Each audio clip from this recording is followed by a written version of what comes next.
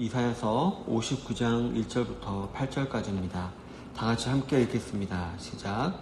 여호와의 손이 짧아 구원하지 못하심도 아니요 귀가 둔하여 듣지 못하심도 아니라 오직 너희 죄악이 너희와 너희 하나님 사이를 갈라놓았고 너희 죄가 그의 얼굴을 가리어서 너희에게서 듣지 않으시게 함이니라.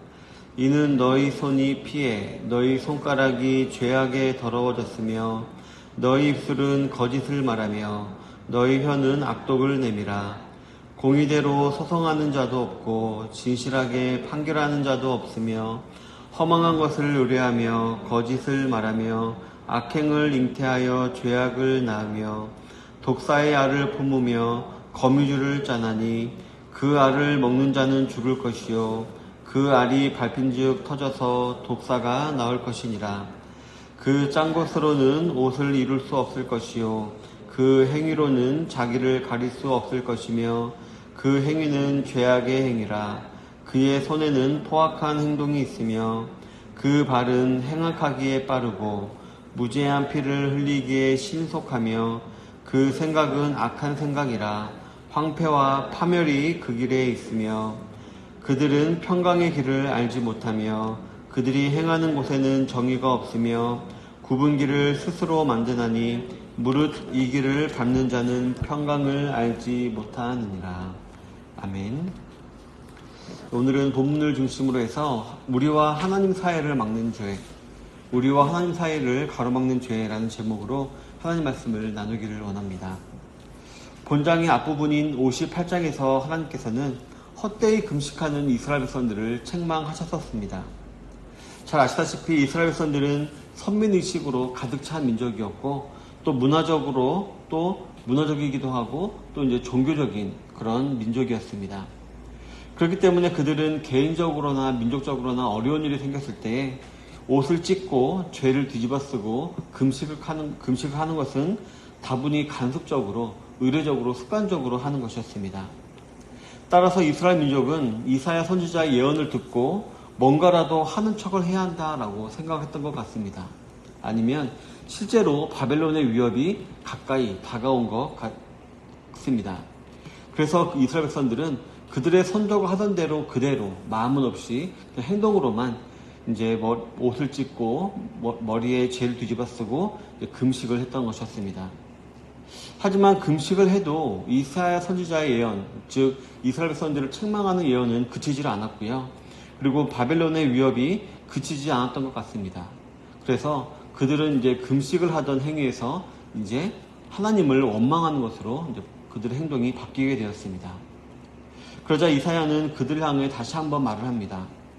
너희가 금식의 진정한 의미와 마음가짐을 모른 채 형식적으로만 했기 때문에 하나님께서 응답하시지 않은 것이다 라고 말하면서 너희들 다시금 안식일도 온전히 잘 지켜야 하고 금식의 의미도 잘 새겨야 한다 말했고요. 만약에 그렇게 하면은 하나님께서 그때는 기쁨과 즐거움을 주실 것이다 라고 말씀을 하셨던 것이었습니다. 이처럼 58장에서 이스라엘 백성들의 금식이 여호와께 상달되지 못하는 그 이유를 설명했다면 오늘 본문에서는 여호와의 구원이 속히 오지 않는 이유에 대해서 설명을 하고 있습니다.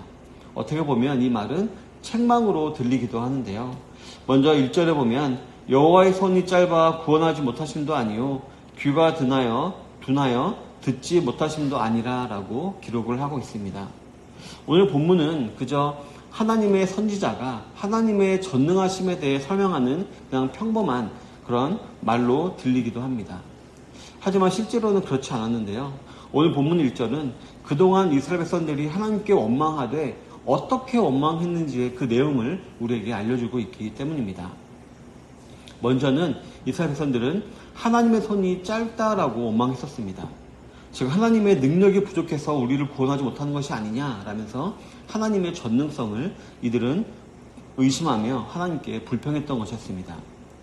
다음으로는 하나님께서 귀가 둔하여, 즉 하나님이 우리한테 관심이 없는 것이 아니냐, 우리한테 관심이 없어서 우리를 구원하시지 않는 것이 아니냐라고 불평했음을 우리가 알 수가 있는 것입니다. 그런데 이사야 선지자는 이러한 불평을 듣고 나서 이렇게 말합니다. 아니다, 그렇지 않다라고 힘주어 말한 다음에 2절에서 이렇게 말합니다. 오직 너희 죄악이 너희와 너희 하나님 사이를 갈라놓았고 너희 죄가 그의 얼굴을 가리어서 너희에게서 듣지 않으시게 함이니라 라고 말을 한 것입니다. 하나님의 능력이 부족하시거나 하나님이 무관심해서 그런 것이 아니라 바로 너희 죄 때문이다. 너희 죄 때문에 너희와 하나님 사이의 관계가 단절되었고 그렇기 때문에 너희 기도가 응답받지 못한 것이다 라고 말을 한 것이었습니다. 즉 하나님 쪽에서 문제가 있었던 것이 아니라 오히려 너희들에게 문제가 있었던 것이다 라고 말을 하고 있는 것입니다. 바로 하나님과의 관계가 회복되어 있지도 않은데 그저 무작정 너희들이 요구만 한다고 해서 하나님이 기도를 들어주실 리가 없다라는 것입니다. 그러면서 이사야는 그들의 죄악이 무엇인지 하나하나 지적하기 시작합니다. 먼저는 개인적인 죄가 있었습니다.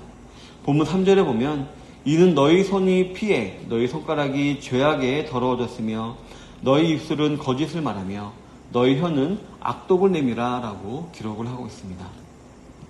먼저 이사야는 방금 말씀드렸듯이 이스라엘 백성들 개개인에게 있었던 죄를 지적하는데요. 먼저 이스라엘 백성들의 손이 피로 인해서 더러워졌다라고 지적을 합니다. 근데 잘 아시다시피 성경에서 이 피는 어떤 사람의 생명을 상징합니다. 따라서 이스라엘 백성들 손에 피가 가득했다라는 말은 이스라엘 백성들이 남의 생명을 해쳤다라는 것입니다. 이는 실제로 어떤 사람의 생명을 해하는 그 사람을 죽인 것이라고도 볼 수가 있는데요. 하지만 한편으로는 다른 사람을 종으로 만들어서 그 사람을 다른 사람에게 물건처럼 파는 것도 해당합니다. 우리가 이제 이사야서나 예레미야서나 혹은 미가서를 보면 알 수가 있는데요. 이 당시 이스라엘 사회에서는 고리 대금업이 성행했다라고 합니다. 그리고 그를 통해 돈을 갚지 못하는 사람을 종으로 만들어서 파는 일이 비일비재했는데 근데 이런 일들이 어느 계층에서 많이 있었냐면은 상위층에서 많이 있었다라고 합니다. 상위층 사람들이 하위층 사람들을 돈으로 이렇게 얽어맨 다음에 그들을 종으로 파는 일들이 많이 있었던 것이었습니다. 그래서 이제 어떻게 보면 이사야는 그 이스라엘의 상류층을 비판한 것이라고 볼 수도 있고요. 또 우리가 성경에 보면 알 수 있듯이 남을 미워하는 것, 또 살인을 하고 예수님께서 말씀하신 적이 있습니다. 그래서 속으로 누군가를 미워하는 마음이 있는데 그거를 해결하지 않은 채 하나님께 온 것은 바로 손에 피를 묻힌 행위와 같다라는 것입니다. 다음으로는 손가락이 죄악에 더러워졌다라고 기록을 하고 있는데요. 보통 손가락은 남을 지적하는 데 사용됩니다. 이렇게 삿대질을 하거나 남에게 말을 할 때 이렇게 지적이 사용되는데요. 이처럼 사랑으로 남을 품어주고 용서해주기보다는 그저 남을 판단하고 비판하는데 더 빨랐다라고 말을 하고 있는 것입니다. 그리고 이어서 입술은 거짓을 말한다라고 했습니다. 개인의 이익을 위해서 사기를 치는 일을 스스럼 없이 했다라는 것입니다. 방금 말씀드렸듯이 고리대금업을 하면서 그 사람을 종으로 팔기 위해서 이렇게 거짓을 말하며 그 사람을 꿰었다라는 것입니다. 마지막으로 혀는 악독을 내었다라고 기록을 하고 있습니다. 이 말은 앞서 말한 거짓을 내는 입술과 연결해 볼 때 주위 이웃에 대해 거짓 소문을 내기도 하고 그래서 그를 결국 죽이는 데까지 나아간 것을 말하는 것입니다. 왜냐하면 독은 사람을 죽이는 것이기 때문입니다. 근데 성도 여러분, 여기 보면 우리가 약간 하나의 좀 상징을 볼 수가 있는데요. 오늘 본문에 나온 손, 그리고 손가락, 입술, 혀는 보통 어디에 사용되는 부분인가요? 바로 저 여러분들이 오늘 새벽에 이렇게 기도하러 나왔듯이 기도할 때 주로 사용되는 부분이 바로 손과 손가락과 입술과 혀입니다. 즉 이들은 회개하지 않은 채 자신의 입술과 혀와 손과 손가락을 깨끗이 하지 않은 채 더러운 입과 손으로 하나님께 나와 기도했기 때문에 그들의 죄로 인해서 기도가 응답되지 않았던 것이었다라고 이제 이사야가 그들을 적나라하게 지적을 하고 있는 것이었습니다. 성도 여러분, 제가 앞서서 말씀드렸듯이 이사야서나 동시대를 살았던 선지자 미가를 보면은 그 당시 일반 백성들보다 지도자급의 부자와 정치인들 가운데 이러한 일들이 많이 일어났음을 우리가 알 수가 있습니다. 그리고 이 사실을 현대를 살아가는 저와 여러분들에게 적용해 보았을 때 이런 일들은 이미 예수님을 믿은 지 오래된 자들 가운데 무심코 이런 일들을 행하는 자들이 많음을 의미하는 것으로도 볼 수가 있는 것입니다. 하나님께서 우리가 죄를 지어도 즉벌 심판하지 않는다라는 사실을 악용해서 의도적으로 죄를 짓는 경우가 없지 않은 것입니다. 일례를 들어서 예전에 저도 초신자 때는 정말 이렇게 손을 모으고 눈 감고 기도했던 것 같습니다. 근데 어느새 손이 풀리고 대충 이렇게 눈 감고 이렇게 기도한 적도 많은 것을 볼 때에 우리도 모르는 사이에 어느새 신앙의 연차가 지나가면 지나갈수록 신앙생활에서 우리도 인식하지 못하는 불법이 많이 있다는 것을 우리가 인정하지 않을 수가 없다는 것입니다. 그런데 이러한 모든 죄, 이런 모든 불경건한 죄는 우리와 하나님 사이를 가로막아 우리의 기도의 응답을 막는 것이라는 사실을 우리는 깨달을 수 있어야 할 것입니다. 그래서 우리의 죄를 회개하고 겸손하고 겸허한 자세로 기도하기를 힘써야 할 줄로 믿습니다. 두 번째로 이스라엘 백성들에게는 공동체적인 죄가 있었습니다. 4절에 보면 이스라엘 공동체가 지었던 죄가 기록되어 있는데요. 먼저는 공의대로 소송하는 자가 없었다라고 기록을 하고 있습니다. 이는 하나님의 법이 아닌 소위 혈연, 지연, 학연에 따른 불공정한 처우가 공동체 가운데 만연했다라는 것입니다. 다음으로 진실하게 판결하는 자도 없으며 라고 했습니다. 이는 지도자들 가운데 하나님을 두려워하는 자들이 없다라는 것을 말합니다. 하나님을 두려움 없이 그저 자기 생각과 마음대로 이렇게 판단하고 판결하는 자들이 많았다는 것이고요. 다음으로는 허망한 것을 의뢰하며 라고 했습니다. 공동체 가운데 하나님의 영광이 아닌 이 땅에 썩어질 것을 추구하는 자들이 많이 있었음을 말하는 것입니다. 다음으로는 거짓을 말하며 악행을 잉태하여 죄악을 낳았다라고 기록을 하고 있습니다. 공동체 내에서 몇몇이 잘못된 의도를 가지고 거짓을 말하며 악한 행동을 스스럼 없이 하였고 이것이 그 공동체의 특징이 되었다라는 것입니다. 그리고 그러한 모습을 선지자는 5절과 6절에서 독사의 알과 거미줄을 짜는 거미로 비유하고 있습니다. 즉 공동체 안에 사랑이 있기보다는 서로 물고 뜯고 죽이려는 독사 같은 자들만 드글드글 했다는 것이 만천하에 드러났고 또 자신들의 악함을 아무리 가리려고 해도 마치 거미줄을 짜서 가리는 것과 같이 전혀 가릴 수 없는 그런 상태가 되었다라고 말을 하는 것입니다. 하나님과 이스라엘 백성들 사이를 갈라놓는 죄가 이스라엘 백성들 개개인뿐만 아니라 공동체 안에도 차고 넘쳤음을 이사야는 지적하고 있는 것입니다. 그리고 이러한 죄는 현대를 살아가는 저와 여러분들 그리고 현대 교회들에게도 존재하고 있음을 우리는 부정할 수가 없을 것입니다. 우리 성도님들도 잘 아시다시피 고린도 전후서에 보면은 고린도 교회 안에 만연했던 여러 가지 죄악들이 기록이 되어 있는데요. 근데 그러한 죄악들이 현대 교회 내에서도 동일하게 다 이렇게 나타나고 있습니다. 우리가 알아보았듯이 정말 공의대로 소송하는 자가 없었다. 하나님의 법이 아닌 혈연, 지연, 학연에 따른 부공적인 처우가 만연했다는 것인데요. 지금 우리나라 현대 교회도 보면은 성도들 간에 혹은 목회자와 성도들 간의 소송이 세상 법정에서의 소송이 엄청나게 많이 있다고 합니다.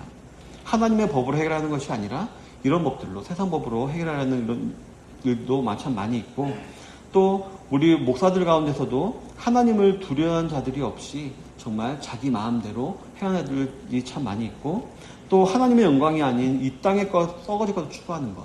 그래서 우리가 하나님 말씀을 추구하고 거룩을 추구하고 이런 영혼의 그런 다시 살아가는 것을 추구하기보다는 전도를 하기보다는 그저 건물을 세우고 돈을 많이 벌고 어떻게 하려는 이런 것들을 추구하는 교회들이 참 많이 있다라는 것입니다. 그래서 그런 것들은 정말 거미줄로 가리려고 하는 것처럼 가릴 수가 없게 되어 일반 사람들도 교회를 바라볼 때 그런 안 좋은 시선으로 바라보는 것이 정말 만연하게 되었다라는 것입니다. 그리고 그런 죄로 말미암아 우리가 아무리 기도를 해도 기도를 응답받지 않게 되는 상태가 되었다라는 것입니다. 우리 사랑하는 성도 여러분, 이러한 자들은 방금 말씀드렸듯이 이런 개개인의 죄와 공동체의 죄를 가진 자들은 아무리 기도를 한다고 하더라도 그 결과는 7절에서 기록하고 있듯이 황폐와 파멸밖에 없으며 또한 8절에 기록되어 있듯이 그 기도를 안 아무리 한다 해도 평강이란 절대로 있을 수가 없습니다. 성도 여러분, 혹시 기도를 한다고 하는데도 나의 환경이나 사정은 나아지지 않는 것 같고 마음 가운데 평안이 없이 혹시 전전긍긍하고 계신 분 계십니까?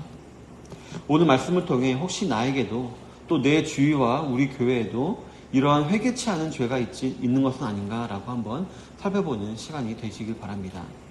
그리고 이 모든 죄, 즉 개인적인 죄뿐만 아니라 우리가 속한 공동체의 죄가 다 나의 죄인 것처럼 하나하나 다 주님께 아뢰며 회개하게 되시기를 바랍니다. 더 나아가 다시는 그럴 죄를 짓지 않기 위해서 성령님을 더욱더 의탁하게 되시는 성도님들이 되시기를 바랍니다. 그리고 우리 새벽 예배 나오시는 우리 성도님들이 우리 교회 내에서 선한 본을 보이시는 성도님들이 되시길 바랍니다. 그래서 우리 성도님들의 삶 가운데 관계가 회복되어서 내려지는 하나님으로부터 내려오는 은혜와 평강 그리고 기쁨과 행복이 가득가득 넘치는 오늘 하루하루를 살아가게 되시기를 바라겠습니다. 부디 오늘 하루도 회개로 시작하여서 하나님과의 관계가 회복된 채로 살아가심을 말미암아 복되고 즐거운 월요일이 되시는 모든 성도님 되시기를 주님의 이름으로 축원합니다. 아멘.